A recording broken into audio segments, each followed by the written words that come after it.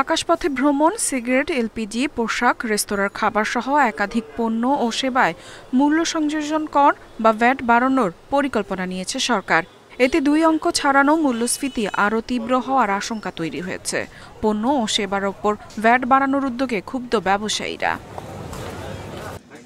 জুলাই-আগস্টে বড় লোকসানের মধ্য দিয়ে গেছে বিভিন্ন খাত। সেই ক্ষতি এখনও পোষানো সম্ভব হয়নি। সাধারণ মানুষ এমনিতেই অর্থনৈতিক চাপে আছে। ব্যবসায়ীদের দাবি, পোশাক, এলপিজি এগুলো সবই নিত্য প্রয়োজনীয় পণ্য। সরকার দ্রব্যমূল্য না বাড়ার আশ্বাস দিলেও ব্যবসায়ীরা বলছেন বাস্তবতা ভিন্ন।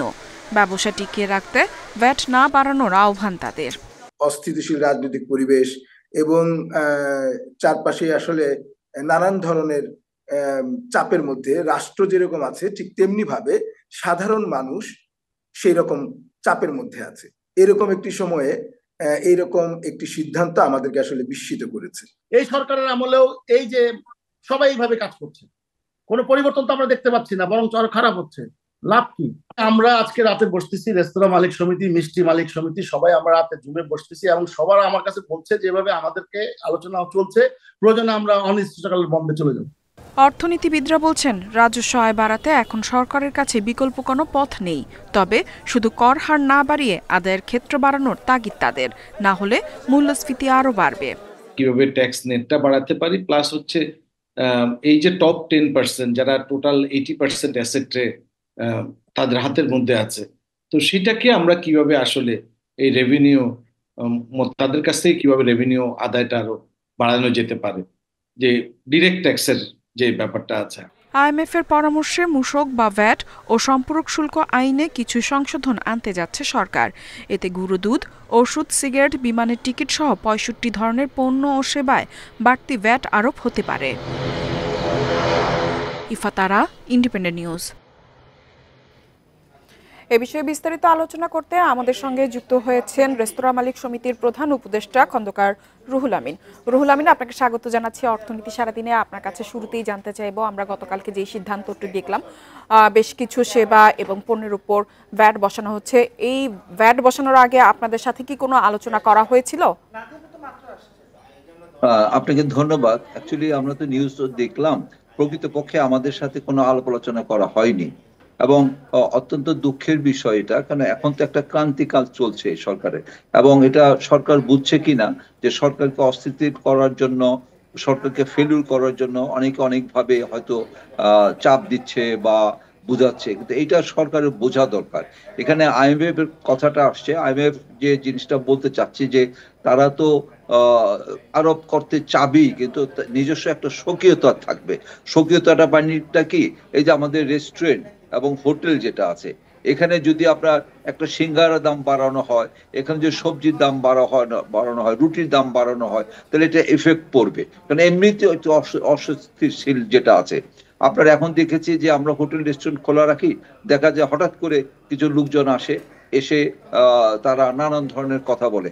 এবং কালকে আমাদের পাশে একটি হোটেল আছে, তারা সামহাও প্রথম থেকে সেখানে গরুর মাংস বিক্রি হয় না, রাজধানী হোটেল, রাজ হোটেল, এখানে তারা কিছু। রুহুল আমিন, আমি আপনার কাছে জানতে চাইবো, এখন যে সিদ্ধান্তটি নেওয়া হয়েছে, এই সিদ্ধান্তের প্রেক্ষিতে আপনাদের পরিকল্পনা কি, আপনাদের কোনো কর্মসূচি রয়েছে কিনা? এবং আপনার কাছে আমি আরেকটি বিষয় জানতে চাইবো, যে পরিমাণে ভ্যাট বাড়ানো হচ্ছে, এতে করে পণ্যের দাম কি পরিমাণে বাড়তে পারে? এখানে দেখুন, আপনার একটু শুনতেই হবে, আমাদের হোটেল রেস্টুরেন্ট সমস্ত বাংলাদেশ মিলে আমরা বলি 60,000, কিন্তু সরকারি হিসাব অনুযায়ী প্রায় 4 লক্ষের উপরে। এখানে প্রতিদিনই কিন্তু আমাদের যে ক্রেতাদের সাথে আদান প্রদান হয়, মতের আদান প্রদান হয়, প্রায় 4 থেকে 5 কোটি লোক এভরিডে। সুতরাং এখানে যদি আপনার 15% প্রত্যেকটা জিনিস বাড়ানো হয়, তাহলে কিন্তু ডাইরেক্ট এফেক্ট হবে। এবং এখানে অনেকে ভ্যাট দিতে চায় না, ভ্যাট না দিয়ে তারা অন্য জায়গায় চলে যায়। এই জিনিসটা কি হবে, আমাদের সাথে মানে ক্রেতাদের একটা ভুল বুঝাবুঝি হবে, হাতাহাতি হবে, গন্ডগোল হবে, ঝামেলা হবে। এটা কিন্তু অটোমেটিক ডাইরেক্ট একজন রিক্সাওয়ালাও কিন্তু আমাদের রেস্টুরেন্টে খেতে আসে। তো এই জন্য শ্রমজীবী মানুষ যারা আছেন প্রতিদিন যারা এখন তো বাসায় কেউ খেতে যায় না, রেস্টুরেন্টে খেতে আসে, কিন্তু এখানে যদি 15% বাড়ানো হয় ডাইরেক্ট এফেক্ট হবে, এটা প্রতিক্রিয়া হবে। পরিপ্রেক্ষিতে আমরা মনে করি যেহেতু আমাদের সাথে মোটে আলাপ আলোচনা করা হয়নি, তখন বাধ্য হয়ে আমরা চেষ্টা করব, হয় আমরা হোটেল রেস্টুরেন্ট বন্ধ করে দিব, নাহলে অন্য ব্যবসাতে যাব, বা দরকার হলে আমরা হোটেল এমনি কোনো আন্দোলনে আমাদের মাধ্যমে যেতে হবে। অনেকেই তো আন্দোলনে যাচ্ছে, আমরা তো যাচ্ছি না। আমরা আপনাদের কর্মসূচির একটি গাইডলাইন পাবো বলে আশা করতে পারি। সরি, কবে নাগাদ আমরা আপনাদের যে কর্মসূচি রয়েছে সামনের দিন, সেই কর্মসূচির বিষয়ে জানতে পারবো বলে জানতে চাচ্ছি।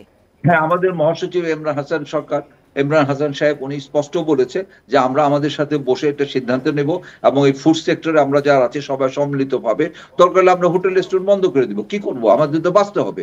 আমাদের সেই সাধারণ জনগণদের সাথে আপনার মারামারি হাতাহাতি হবে, বা তারা খারাপ ভাবে যে একসময় আপনারা কম রাখছেন আবার হঠাৎ বাড়িয়ে দিচ্ছেন, এমনি তো জিনিসপত্রের দাম বেশি আছে। তো সুতরাং বাধ্য হয়ে আমরা চেষ্টা করব সরকারকে রিকোয়েস্ট করার জন্য যে এটাতে একটু তারা কনসিডার করে, আর না হলে বাধ্য হবে যে হয়তো আমরা আমাদের বাঁচার স্বার্থে আমরা এই ব্যবসা বন্ধ করে অন্য ব্যবসাতে যাব, নাহলে সব একসাথে বন্ধ করে দিব।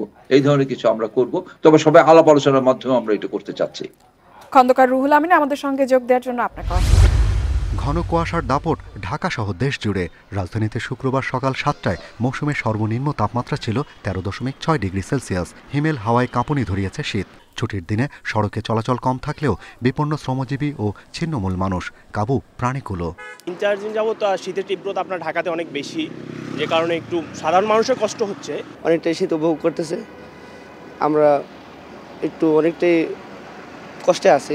পরিস্থিতি খারাপ, আজকে শীতে সবাই ক্লান্ত। রিক্সা চালাচ্ছি খুব ঠান্ডায়। উত্তর পশ্চিমের কুয়াশা বলয়ে রাজধানী ছাড়াও ডুবে আছে রাজশাহী, রংপুর, বগুড়া, সিলেট, ঈশ্বরদী, চুয়াডাঙ্গা, যশোর ও ময়মনসিংহ। জানুয়ারিতে দিনে স্বাভাবিক তাপমাত্রা 20 থেকে 25-এ থাকার কথা থাকলেও তা নেমেছে 14 ডিগ্রিতে। সূর্যের দেখা না মেলায় আরও তীব্র হচ্ছে শীত। 6-7 তারিখ পর্যন্ত থাকবে, এরপরে হয়তো তাপমাত্রা কুয়াশা ভাবটা কেটে গেলে আপনার তাপমাত্রাটা কিছুটা বাড়বে। কুয়াশাটা কেটে গেলে আমরা সূর্যের আলো পাবো, সেই ক্ষেত্রে দিনের বেলা যে তীব্র শীত, এই শীতের অনুভূতিটা অনেকটা কমে আসবে, তবে শীত কিন্তু থাকবে। এদিকে রাজধানীতে খোলা বাজারে বেড়েছে শীতের কাপড়ের বেচাকেনা। কম আয়ের মানুষেরা ভিড় করছেন ফার্মগেট, কারওয়ান বাজার, বঙ্গবাজারে। Shahriar Anirban, Independent News, Dhaka. শুক্রবার ভোর 5টার দিকে এক্সপ্রেসওয়ের হাসারা এলাকায় ঢাকামুখী লেনে যাত্রীবাহী বাস ও ট্রাকের সংঘর্ষ হয়। নিহত হন বাসের 2 যাত্রী। 5.5 ঘন্টা আগে বৃহস্পতিবার রাত 11:30টার দিকে সিরাজদি খানের নিমতলী এলাকায় কাভার্ড ভ্যানের পেছনে ধাক্কা দিলে দুমড়ে মুচড়ে যায় বাস। নিহত হন বাসের 1 যাত্রী ও 1 সহকারী। বেপরোয়াভাবে ড্রাইভার গাড়ি চালাইছে, তার জন্য এই বড় দুর্ঘটনা ঘটছে। অবশ্যই বিচার চাই। আর আজকে যে গাড়িটা সেফভাবে চালাইতো, তাহলে আজকে পরিস্থিতি হতো না, আমার স্বামীরও জান যেত না, এতই মানুষের জীবন যেত না। গত 2 সপ্তাহে এক্সপ্রেসওয়ের বিভিন্ন জায়গায় 15টি সড়ক দুর্ঘটনায় প্রাণ হারিয়েছেন 12 জন। ট্রাফিক আইন অমান্য করে গাড়ি চালানো এবং যানবাহনে অতিরিক্ত গতিকেই এত দুর্ঘটনার কারণ বলছেন যাত্রীরা। ওই গাড়ি যেমন সামনে দিকে সরে গেছে, ওই যে পার্কিং করা থাকে না, পার্কিং এর তো জায়গা দিয়ে দিছে, ওই জায়গায় করলে ট্রাকগুলো ভালো হয়। যদি স্পিডটা কমায় দেয় বা স্পিডের গতি কম থাকে তাহলে অ্যাক্সিডেন্টটা কম হবে। দুর্ঘটনা রোধে নিয়মিত অভিযান, মামলা এবং গতি নিয়ন্ত্রণের প্রক্রিয়া আধুনিকরণের পরামর্শ পুলিশের। রাতেরবেলা কিন্তু আমাদের এই বেপরোয়া গাড়ির বিরুদ্ধে কোনো স্পেস নাই, আমাদের গাড়ি থামানোর কোনো সুযোগ নাই যে রাতেরবেলা আমরা কোনো গাড়ি থামিয়ে বা চেক করব, এরকম কোনো জায়গা বা এরকম কোনো আলো বা এরকম কোনো স্পেস যদি থাকতো তাহলে আমরা হয়তো সেই গাড়ির বিরুদ্ধে ব্যবস্থা নিতাম। 2020 সালে চালুর পর চলতি ডিসেম্বর পর্যন্ত ঢাকা মাওয়া এক্সপ্রেসওয়েতে 985টি দুর্ঘটনায় প্রাণ গেছে 138 জনের। Independent news. রুদিতে পারে কেউ, আমাদের ধরে ঠেকানো যাবে না গণজোয়ারের ঢেউ। আজকে 25টি ক্যাডারের যারা বৈষম্যের শিকার, এখানে আমি ক্যাটাগরিক্যালি বলবো না, চিকিৎসা, কৃষি, শিক্ষা সহ বিভিন্ন পর্যায়ের 25টি ক্যাডারের কর্মকর্তারা নানা দাবি নিয়ে অংশ নেন আলোচনা সভায়।